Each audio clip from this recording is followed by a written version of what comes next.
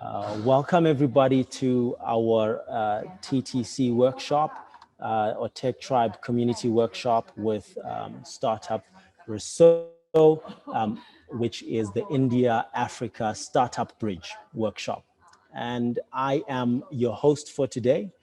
My name is Buntu Majaja, and I'm director here at the summit looking after our ecosystems and digital innovation projects. And this is one of those occasions where, the power of technology and the power of online platforms is really able to allow us to do things that, could only be dreamt of a few years ago, which is actually build bridges across oceans essentially and across the world and bring startup ecosystems closer together. And that has been accelerated by the pandemic, COVID-19 pandemic as well, because it is now the new normal. Although that is one of the most overused words of 2020, which still I think is fading a little bit in 2021. But it is the new normal for us to work from home, be working online, and also to be to be comfortable doing that and actually build our businesses. And so I really do want to welcome all of you to this conversation and this platform, which is the beginning of an ongoing discussion and initiatives on how do we support startups in India to access markets in Africa, as well as startups and businesses in Africa to access markets in India, and then most importantly as well, or at least equally importantly, how can they work together in leveraging these two different markets that are right now sitting at 1.2 billion people in the subcontinent of India, as well in the continent of Africa. So without further ado, I do want to bring on our speaker for today, who will be taking us through a presentation around what they're doing in India and Startup Reso, and some of the areas and opportunities for startups to build bridges between the two ecosystems. But before I do want to request that all of you, please do keep your mics on mute while you're not speaking. We will have a time for Q&A towards the end of the session or after the presentation, in which we can then invite you to discuss and engage, and look forward as well to hearing if you have things to add to the conversation and what opportunities you find. And so without further ado, I'm going to call on AJ, AJ Ramasubramaniam. I hope that I did not butcher that too much. It's always practicing and ongoing. But AJ is CEO at Startup Reso, and also he has a long-standing expertise and experience in industry, working across the world in various countries from Canada, India, and Vietnam. And having founded Startup Reso, has been closely involved and doing fantastic work in the Indian startup ecosystem, and now building bridges, particularly across the Indian Ocean. But AJ, I'm going to leave you to expand on that. I really just want to appreciate the opportunity for us to keep building on this work and making an impact in this way. And I trust that it will be fruitful for all of us. So thanks so much, and over to you. Thank you, Buntu. And yeah, you got my name absolutely right on the first day. So whether you practice or not, that came out well. So thank you for that. And wonderful to be here on your platform to talk to a bunch of folks who are founders, entrepreneurs, quite a few familiar names as well.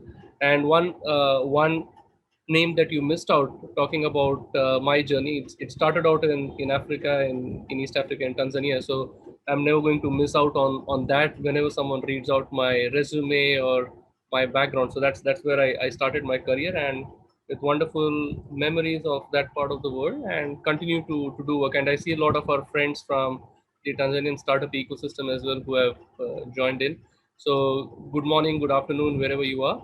And this is, I guess, Africa and India are pretty much natural partners in more than one ways. Not today, not yesterday, but for several decades. And I guess the opportunities are immense across different industries. And when it comes to the startup ecosystem and startup world, I think it's just about picking up pace. And whoever does not recognize Africa as a place to be in today, probably they're going to lose out 5 years from now. So we probably have our shoes and our feet pretty much firmed up on one part of the continent, but we're definitely looking at uh, taking programs and creating initiatives in different parts of the continent. And with SAIS, I think that is where it started for us a few quarters back. While we were looking at Africa as a market, we were looking at different regions, we were looking at different opportunities, and there had to be a starting point. And before we got on to East Africa, to Tanzania, and put a person on the ground, we were looking at major conferences, and that's where my conversation with Audrey was super helpful. And we were able to kind of participate in the SA Innovation Summit last year, and it was a great starting point for us, and it kind of kickstarted things. So wonderful to be on the Tech Tribe platform and to continue that relationship and build on building bridges between India and Africa in one way or the other by collaborating with you. So with that, I'll quickly move on to a presentation. I put together a small slide deck. Uh, I'll try and cover as much as I can, but I know that we are a little bit constrained on time, so I'll try to skip some things which are not all that great or which are very obvious. So first and foremost, minimize my screen. Yeah. So this slide. So if Africa were to be a country, I mean, we're talking about close to 1.25 billion people, and if Africa were to be seen as a country, it would be the seventh largest economy. Why India and Africa, and why this conversation? Uh, India has so Africa as a region is India's largest destination of overseas aid. So more than $11 billion in lines of credit that are extended to 41 African countries. And Africa is and India and Africa, if you look at it, Africa is India's third largest trading partner. At the same time, if you look at the bottom of the screen, these are very few names, but fairly prominent names if you look at different parts of the African continent. And these are fairly large Indian conglomerates, Indian groups, which have their footprint well entrenched in the continent. Uh, when it comes to Africa, India, I think the time is now, and now more so than ever. Because if you look at our current Prime Minister Narendra Modi, his government has a fairly coherent kind of African strategy, which was reiterated during his address at the Ugandan Parliament in 2018. And they are pretty much guided by a number of principles driving India's engagement in Africa. And if you look at it from different dimensions, and it comes to multilateral kind of relationship with individual African countries, but also when you look at the different blocks, whether it's the SADC, whether it's the EAC, and so on and so forth, they can be grouped into different categories. So whether you talk of trade, investments, if you talk of themes like healthcare, climate change, security and terrorism, digitization, agriculture, I think a lot of areas that are getting covered, keeping in mind African priorities. So not looking at it purely from a dumping standpoint or an export strategy standpoint, but looking at things more from an African perspective, and creating, formulating strategies and kind of frameworks which will allow India and Africa to be true and natural partners. At the same time, because you're talking technology, I guess the digital bridge is but obvious. India, in different ways and forms, different sectors, has taken a fair bit of leadership in terms of not just creating digital frameworks and policies at the central government level, but also in terms of a lot of initiatives, whether it is from education, whether it is financial access to financial services, whether it is healthcare. There are a lot of initiatives that are being rolled out by the government, not just as policy frameworks, but also the technology. And that is where I guess there is another big area where India and Africa can join hands, where a lot of things can be moved from this part of the world to several countries in Africa. Uh, Obviously we cannot be skipped talking about the fast growing tech startup ecosystem. Yes, India has taken a leapfrog in the past 5 or 7 years, but Africa today is where India was 8 to 10 years ago. And while it might be incorrect to compare India and Africa because we're talking country and continent, I think at a later slide you will see why it makes a lot of sense to draw comparisons given the size of the population, the population demography, and so on and so forth. Also the kind of internet penetration, the smartphone ownership that exists in Africa. I think consumer behavior, the growing middle income group, all of this uh, kind of in one way or the other point to a direction where technology and digital is going to drive the future of government, future of the private sector, and probably people. So I think it's very important that we look at what kind of synergies that exist between India and Africa, and try and find a middle ground where people can join hands, both private sector, public sector, and so on and so forth. A little bit about us before I jump into some of the other slides. So, Startup Rezo as a company, the name is very, the first part of the name startup is very obvious. We work with startups which are typically early stage technology companies. Rezo being a French word which stands for network. Our business is built around four pillars or four verticals of enterprise, capital, markets, and services. And everything that we do, startups are at the core of it. While we are headquartered in Mumbai, in India, we have long recognized emerging markets in Southeast Asia, Middle East, Africa as the ones that we want to be present in, co-creating programs with partners like Audrey and Buntu to not just kind of boost the local entrepreneurship ecosystem, but also create pathways and market access programs that actually allow companies to be geography agnostic. So what do we do? Like I said, there are four verticals that the business focuses on. Enterprise, we work with large corporates in co-creating corporate accelerators and corporate innovation labs. It's fairly common knowledge that increasingly large global enterprises, whether in the banking, financial services, mining, petroleum, so on, retail, so on and so forth, everyone is looking at adopting different kinds of technology and innovation. But at the same time, there's a huge gap between how big corporates operate and the startup ecosystem. So we create kind of programs which allow large corporates to adopt innovation in different shapes and form by creating corporate accelerators, innovation labs, corporate venture capital practices, and so on and so forth. The second vertical of our business is capital. Capital always seeks good quality deals to invest into, and startups are always seeking capital. So we are pretty much en route to kind of creating an early stage venture fund that would invest in quality B2B software enterprise tech companies. In all likelihood, Africa might be the first region where we might start deploying some money at some point in time later during this year.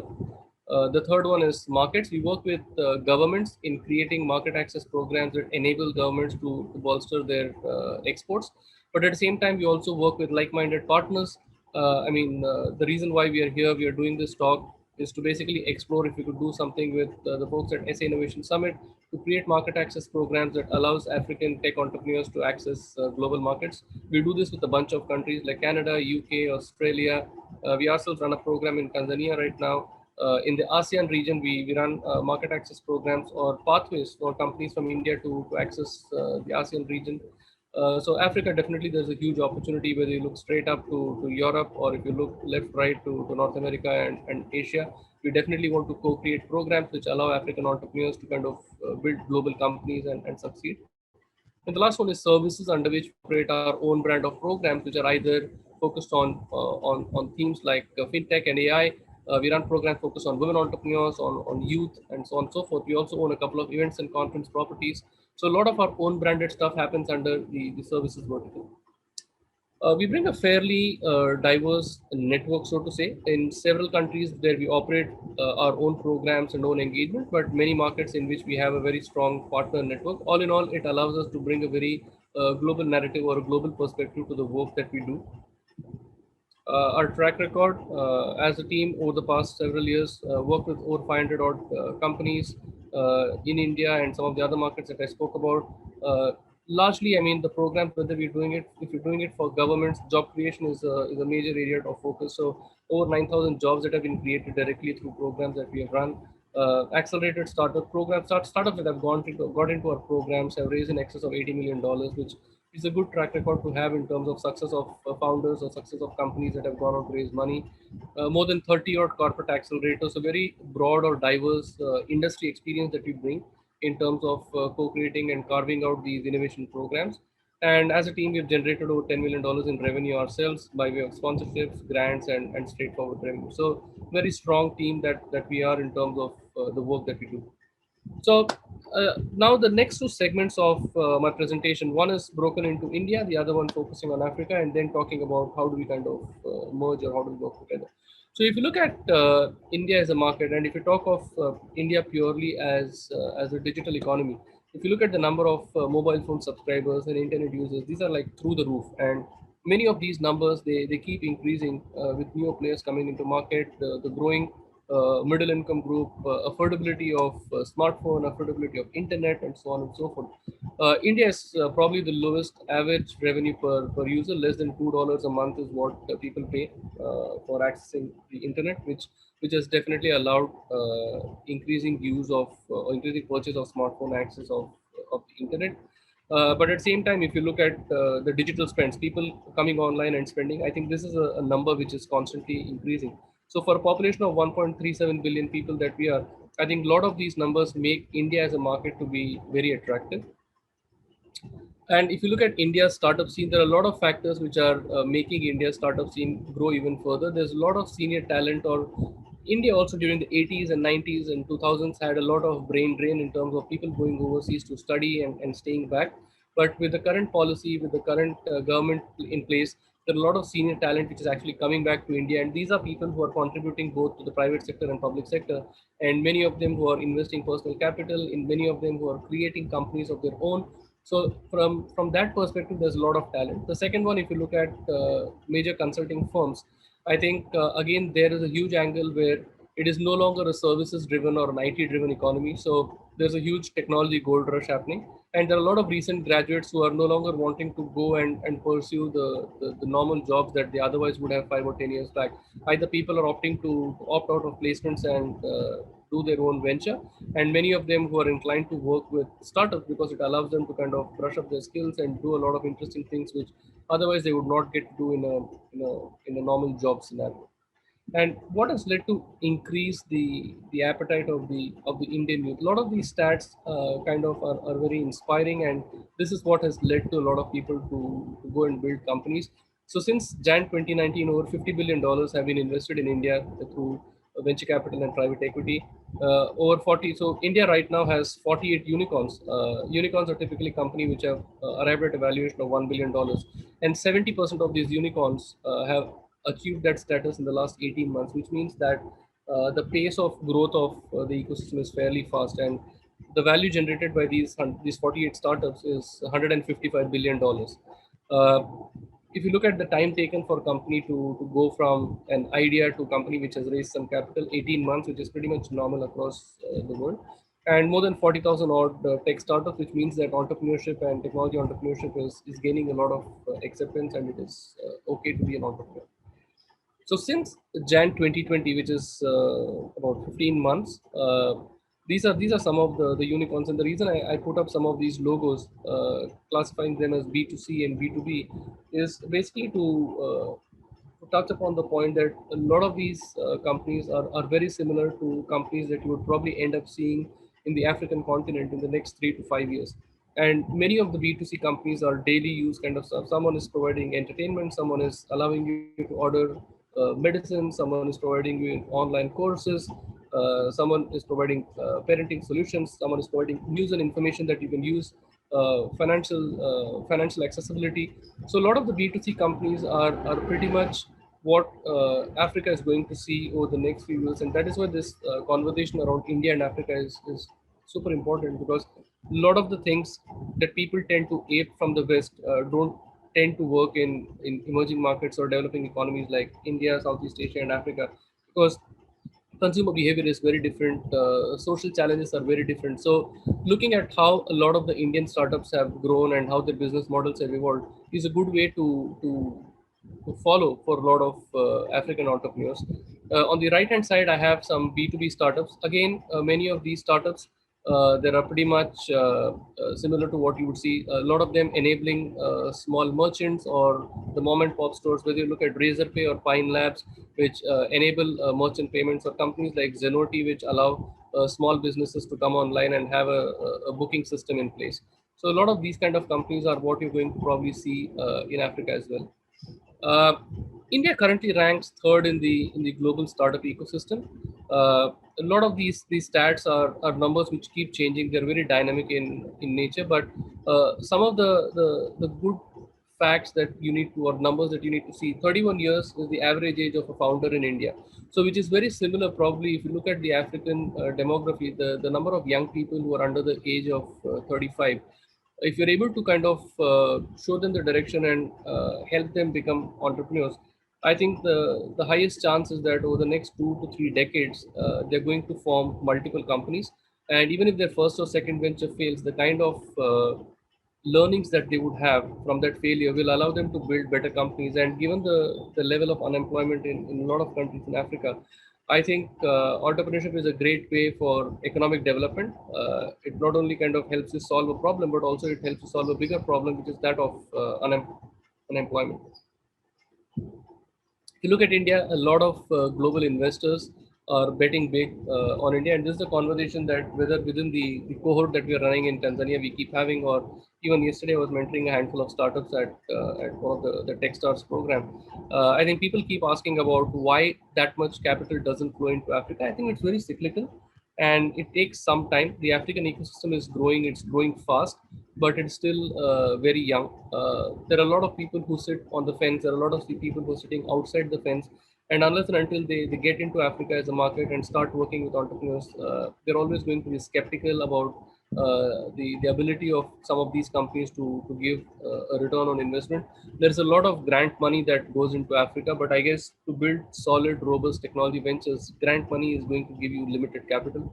So there needs to be a strong venture capital and private equity money that comes into Africa. And I think with companies like Flutterwave and the likes, I think a lot of the acquisitions that are happening in Nigeria, I think the things are going to change with companies like Stripe acquiring companies, Visa acquiring companies. I think things are going to kind of improve. Whoever is able to hold on for the next 2 to 3 years as an entrepreneur and is building something which is solving a genuine problem, it might be a slow journey, but many of these investors will eventually start looking at Africa and money will definitely come in. When it comes to India, the other important thing you need to look at, and that is where I guess talking to large corporates which have a presence in Africa is super critical, because private sector participation for growth of startups, for growth of startup ecosystem, for the growth of digital and technology ecosystem, I think is very important. So a lot of these corporates, they operate in Africa as well, and they need to kind of step up, put their hands out, and start investing some money into creating platforms which allow not only them to tap into talent and look into technology, but more importantly, create a conducive environment for entrepreneurs to go out and take those risks and build companies. Because these are the guys who are going to be your customers, your partners. So you need to kind of look at how these guys can be incentivized or motivated to contribute to the African startup ecosystem. So if you look at India, for example, a lot of the corporates, many of them which are known names, many of them which might also have a presence in Africa. For last 3 to 5 years, many of the companies have been investing good amount of money in creating these accelerators, in creating corporate venture capital, for a simple reason that this is what is going to take them to the next level of innovation and in fulfilling the needs and demands of their customers. So there's a lot to be learned from some of the corporates, the way that they're functioning, and see what can be adapted to Africa as a market. I think I would say that if you were to look at banking and financial services and retail, these are two big areas which definitely can be disrupted by strong participation by the corporates in the continent. But yeah, I mean, there are a lot many more industries as well in which innovation can come through by corporate stepping up and opening up, whether it is the data, the business insights, test opportunities for startups to come and build stuff. If you were to look at India, there are three major cities which are home to 60 to 70% of startups in India. I guess even if you look at the African continent, I guess every country has one or two cities which are forming major hubs. The idea is how can you link them together and how can you kind of create a more collaborative environment. Some hot and emerging sectors. Many of these have been hot and emerging for past several years, and the opportunities just keep coming up because what we're talking about right now is just the tip of the iceberg. And many of these sectors will be relevant even to Africa as a continent, where they talk of access to financial services, quality healthcare, education. I think technology and digital is playing a huge role in enabling access to these. But at the same time, if you talk of very African problems, which could be in the area of logistics, agri-tech, last mile mobility, I think these are huge problems to be solved. And there are a lot of global companies through philanthropy as well as through venture money that they're trying to invest in these opportunities in the African continent.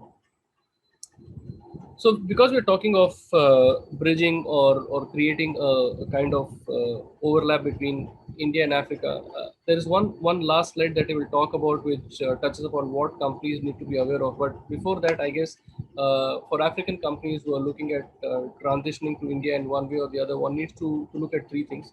One need to understand the ease of doing business. It's not the easiest to start a new business in India, especially if you're a foreigner. The second one is access to talent, and the third one is market dynamics.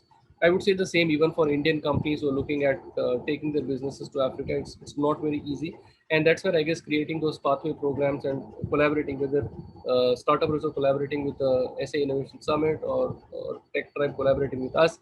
I think it makes a lot of sense to kind of co-create programs and kind of create pathways which will allow companies to easily overcome some of these hurdles and transition into a new market successfully.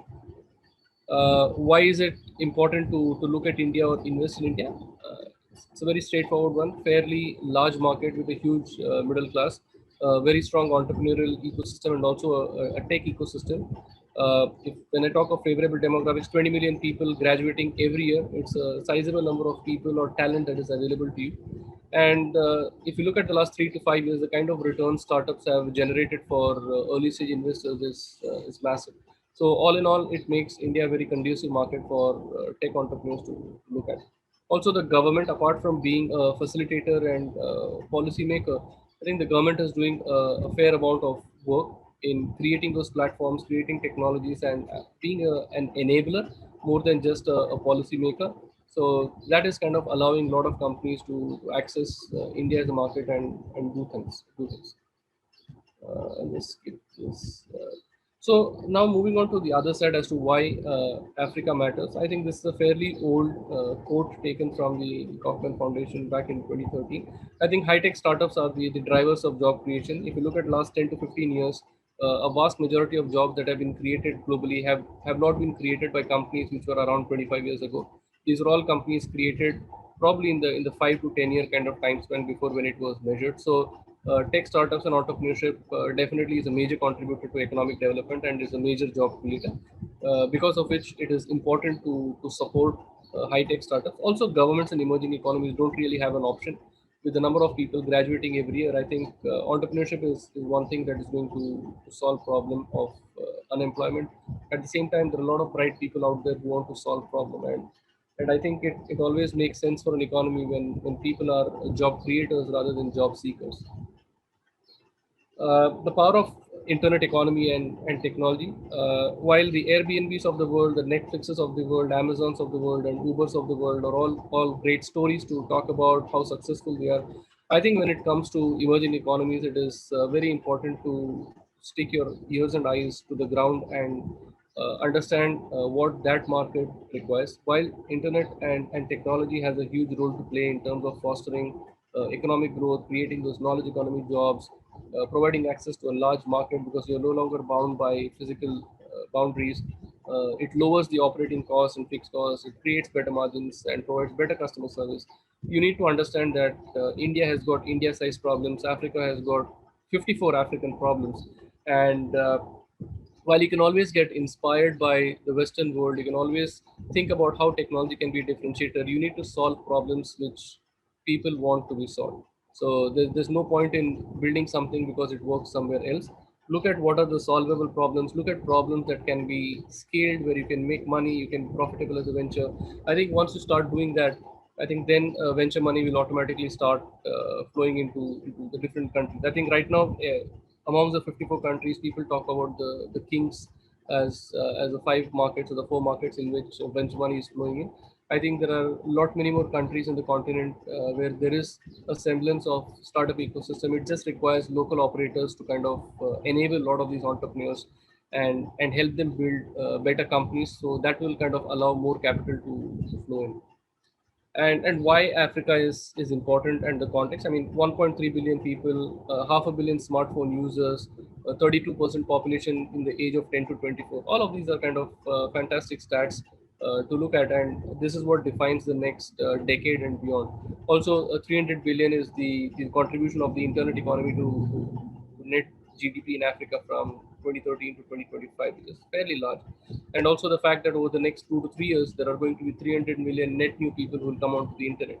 So if you're looking at the digital economy, if you're looking at innovation, if you're looking at technology entrepreneurship, I think these are statistics that one would follow and go after and build for the continent. This is a quote I picked up from a newspaper in Tanzania. I mean, every year 600,000 to 800,000 people graduate and they compete for 50,000 jobs. Now, I'm sure that this is pretty much the same thing that's happening in different parts of the continent.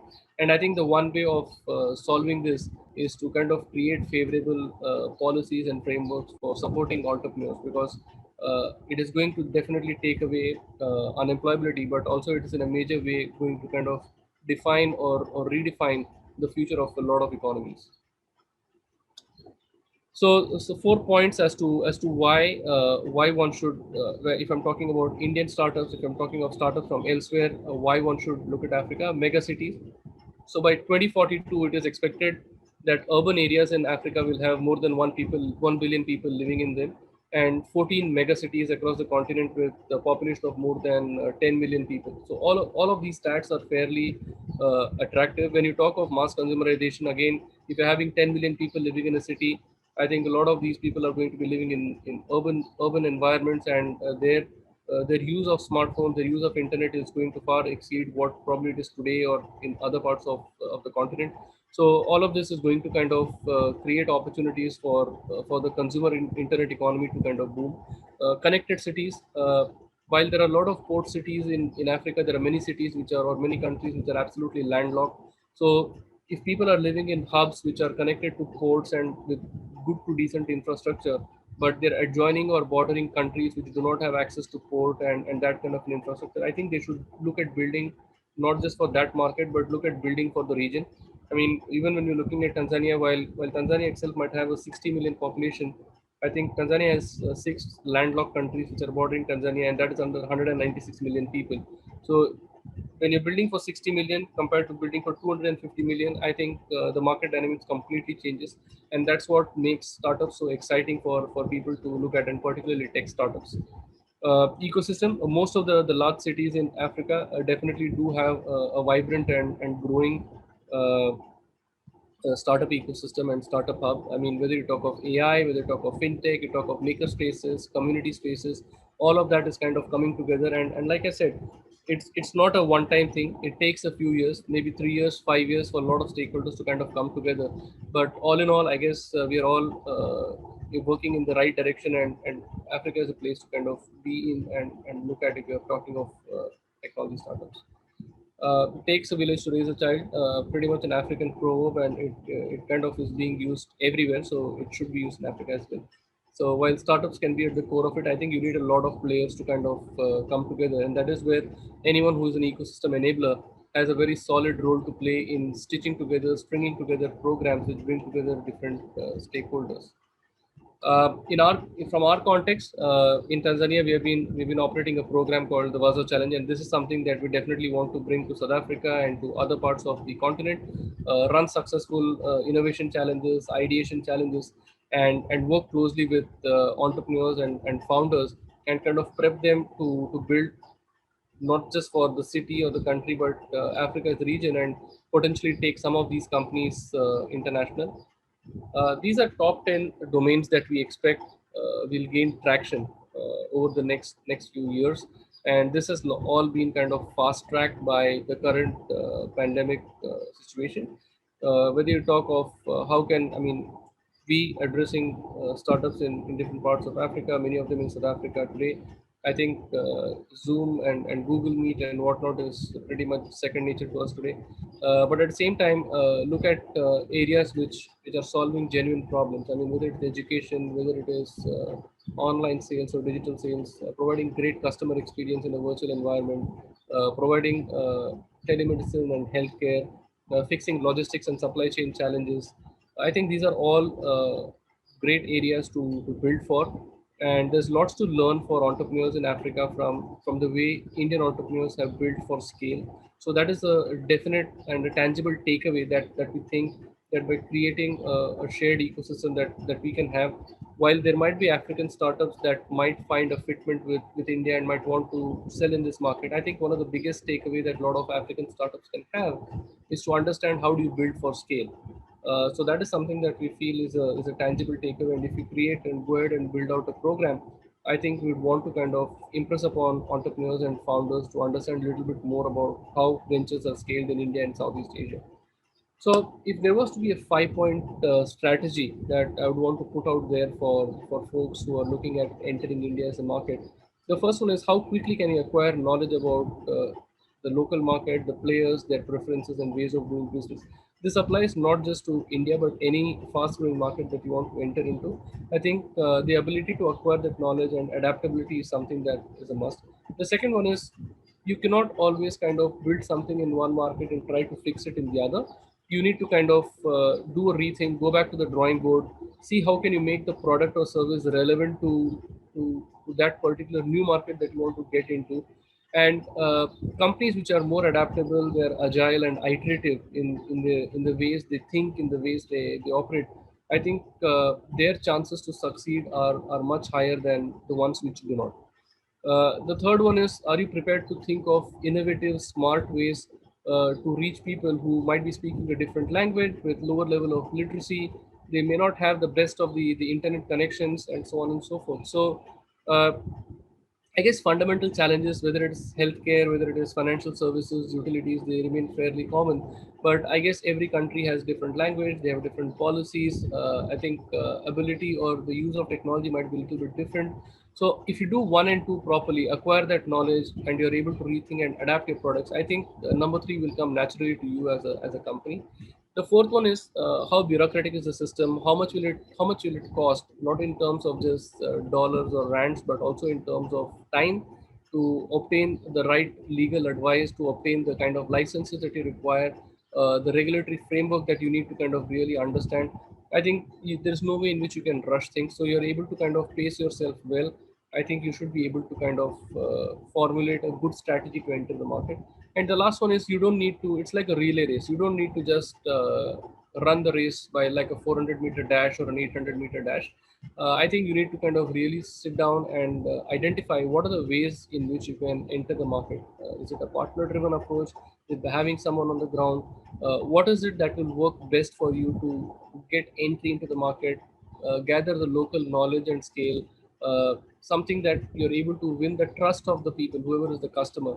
I think if you're able to do these five things properly, I think your ability to successfully enter the market will be significantly higher.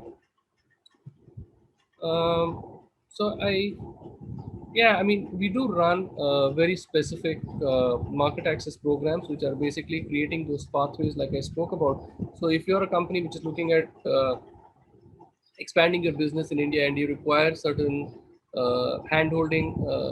level of handholding which allows you to succeed in the market, we do operate structured programs. I mean, these are examples of some of the programs that we operate. And at some point, we definitely will be having the chat with Audrey and Guntu and the team at Tech Tribe and SA Innovation Summit to identify if we can create an India market access program for African entrepreneurs looking at entering the market. And likewise, I'm sure that if we're able to kind of map out the different opportunities that exist in Africa, we should be able to kind of put together a similar program to attract Indian entrepreneurs to look at Africa as well. We're a fairly small team, 12 full-time people. I think a couple of my colleagues who have also joined this call, Jagruti and Paul, they are focused on, Jagruti is focused generally on Africa as a region. Paul is focused on Tanzania as a country to begin with, and East Africa over a period of time. but we definitely are very very focused on Africa as a region and want to build out something meaningful over time. With that, I'd like to just end my presentation and we can keep it interactive. Thank you so much, Ajay.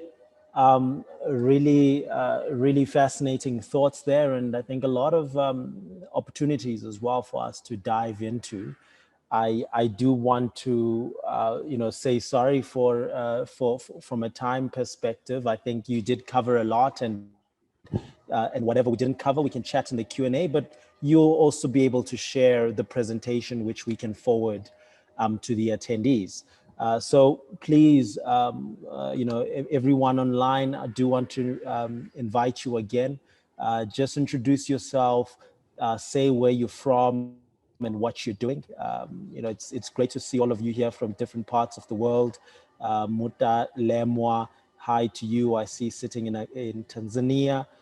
Agnes as well in Tanzania, hello to you. And Shedrick, the co-founder at Nestec International Engineers Group. Very glad to have you. Just feel free to pop in the chat, yourself, introduce yourself and where you're from, and also share if you have questions. So please pop some questions in the chat, and we can discuss those with Ajay, or put those forward with Ajay. Even if you have something to add as well, you can even put up your hand. But Ajay, while those are coming in, thanks so much. I do think that the opportunities are quite clear, and there's fantastic um, similarities in the journey to which the African ecosystem is playing, and you outlined some of the strategies of entering the African market.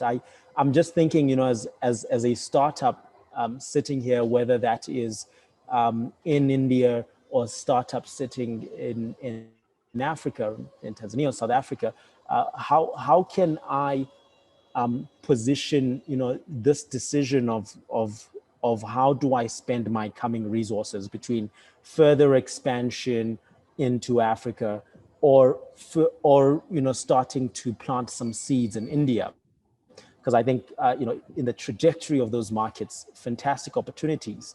And there are some, you touched on the kind of models that would one should look at when they're doing this.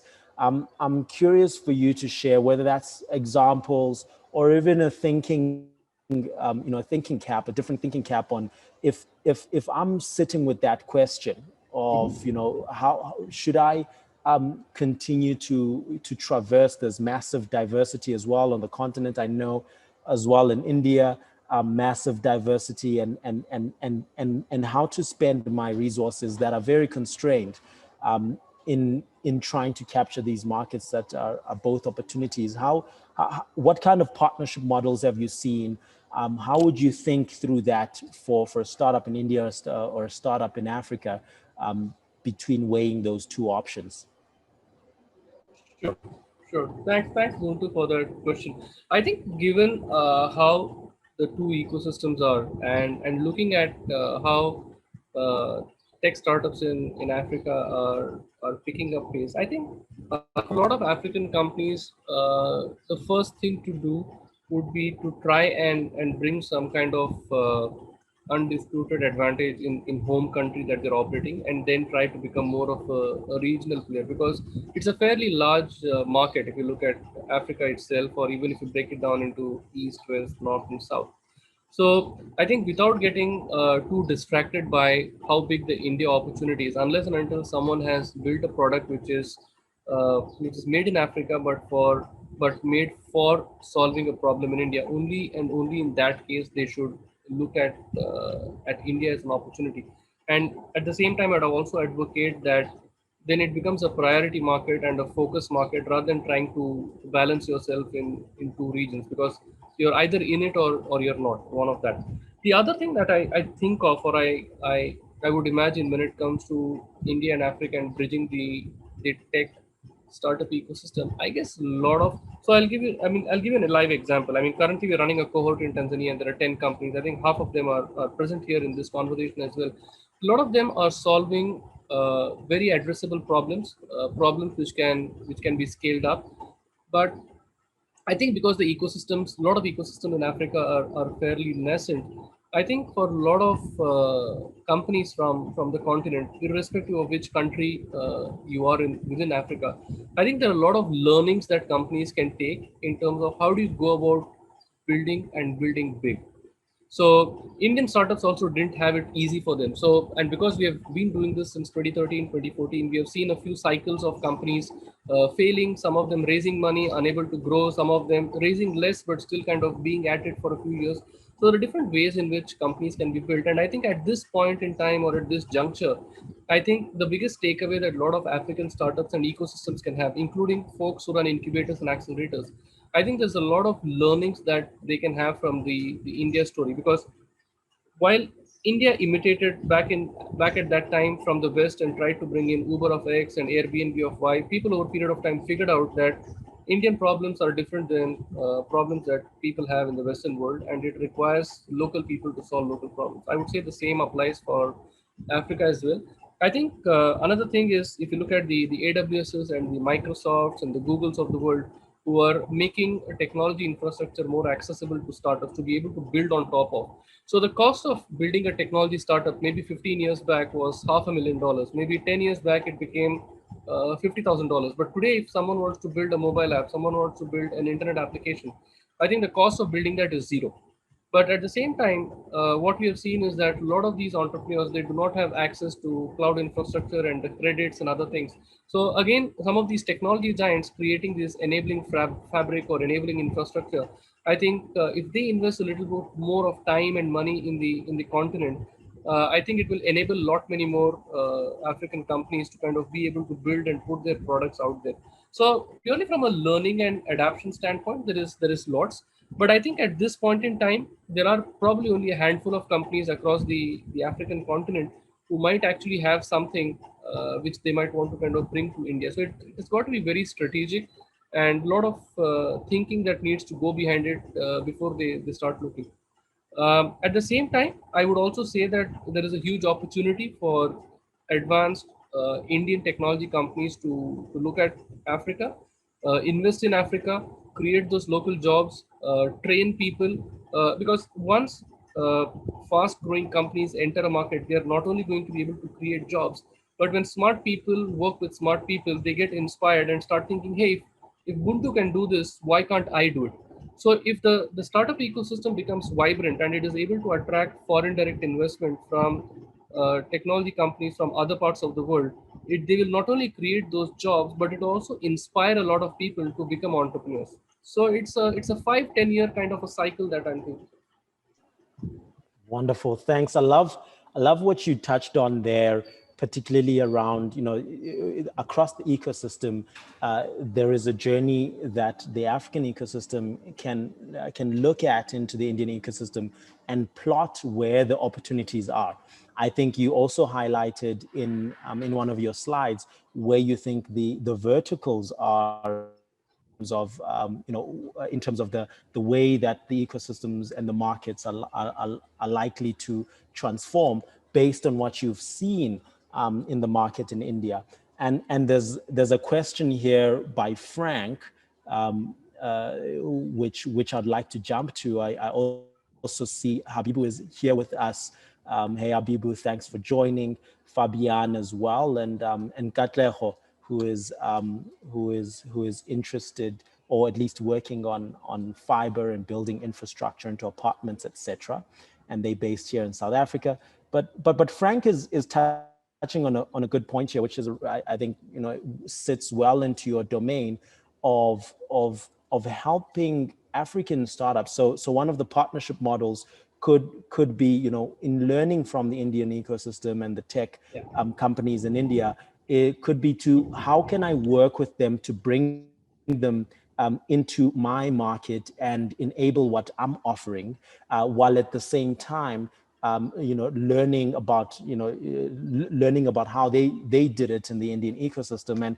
And Frank is interested to find out, particularly for unicorns, what kind of kind of steps or support is there, or what can they do to connect with these startups that unicorns in India, and probably looking at other markets and potentially working with them within his own market here in East Africa, learning from them, learning with them, and building maybe something completely new, or at least African adaptation of that, as a model, of solving similar problems. What are Sure. your thoughts around that, that kind of Sure. partnership? So purely from a learning standpoint, I think hearing from, so we definitely can have this conversation and try and create an enabling kind of platform where we can bring unicorns from India or other parts of the world to come and talk and share their experiences, how they went about building a company, or probably even taking a step back. How did they go about identifying a problem? How did they start? How did they raise money? How did they grow? Because it's going to be fascinating for a lot of entrepreneurs to hear from them and know their stories firsthand. But at the same time, I think the challenge would remain that Africa is fragmented. I mean, if you're talking of 54 countries, you're talking of 54 countries with different policies, different regulations. So I mean, that's a mistake that a lot of outsiders do when they talk of economic blocks like Africa as a continent, but also Southeast Asia or ASEAN as a block. I think it might make sense to kind of land in one place, but if you're talking of 10 countries or 20 countries in the region, they all need to be addressed in a very different way. So when it comes to bright young folks sitting in a city or a remote part of the continent, but has a fantastic idea and they think that they can solve a problem in healthcare, in education, access to financial services. I think all they need is that for that spark to be given validation, or for them to hear from someone and say how they can go about solve a problem. So I think instead of thinking that if there is probably an Indian unicorn in education space, and maybe Ajay is sitting in a corner in Africa and thinking, hey, if I can talk to this edtech startup and I partner him to bring the solution here, that may not always work out to be the best, because you also need to understand that does that unicorn have Africa as a strategy, as that particular country as a market that they want to be present in. So it's I mean, some of those might be very straightforward and obvious, but a lot of those are purely conversations that maybe a lot of these unicorns might not be considering Africa as the first market to go after. But if you look at healthcare, if you look at financial services, if you look at education, if you look at agriculture, I think there is a lot of opportunity there that exists, and it probably comes down to private sector operators like you and I to create a platform or a forum which allows exchange of these ideas. Maybe a lot of Indian unicorns might not even know what the African opportunity is like. So if we can join hand and we can create a forum which is not just about opening up avenues for African founders to look at India, but also talking about how big the African opportunity is to some of the unicorns or some of the well-funded companies. I think even if you're able to convert maybe 2 to 3 of them in a year to invest in Africa in setting up an office, creating those jobs and whatever, I think there is a huge opportunity there, and it comes down to us to kind of do something together. Thanks, Ajay. I very much align with that, and I see that there is opportunity to tease out and test what the sentiment is for the ecosystem in India, as well as the startups here in Africa, for those kind of models. It could be an acceleration in some of those verticals like health, and fintech, for example, Yeah. where there are quite a lot of similarities in that market. That though does bring us to the end of our session today. Rogers Mgaba, I see you've got a comment there where you are saying that the Tanzanian ecosystem is concerned. To start with, your view is that to start with, it would be easier for African startups to join hands with Indian startups that are solving similar problems and work together, and then share experience in both markets where they can both be making money. And I think that's the kind of platform that we would want to build. And I think your view as well, I'm quite aligned with. Thanks for adding that, Rogers. I think that's what you were saying as well, Ajay. So let's keep the conversation going, and make those connections. I see Fabian, you're very excited. Yeah, we'll start planning tomorrow. Thanks for the vote of confidence, Fabian. And I think there are some. We've just started scratching the surface here, and hearing from you guys as well, on what you think, and this shows that you have interest in the space. So we look forward to trying to find more ways to engage in initiatives, and chatting with you further. So please do keep in touch. Follow us, on our social media platforms, where more opportunities we can keep you updated on. And right after this, we'll send you an email so that we can keep engaged. And when we are ready to build onto these, we can all do it together. Because at the end of the day, it's the work that you're doing as the startups that is going to be transforming our ecosystem and building these bridges. So thank you very much to all of you for joining us today, as well as to yourself, Ajay, for the fantastic thoughts and insights and your presentation, and the broader teams from Startup Rousseau, as well as on SACE, for putting this together. Really a great way to start our day and to continue your day in India. Thank you, everybody. Enjoy the rest of your day. Thank you. Have a nice day, everyone, and thanks for this opportunity. And look forward to more such meaningful avenues where we can collaborate and we can truly create some kind of a bridge. So thank you. Wonderful. Wonderful. Cool. Cheers. All right, Bye-bye. everyone. Take care. Bye.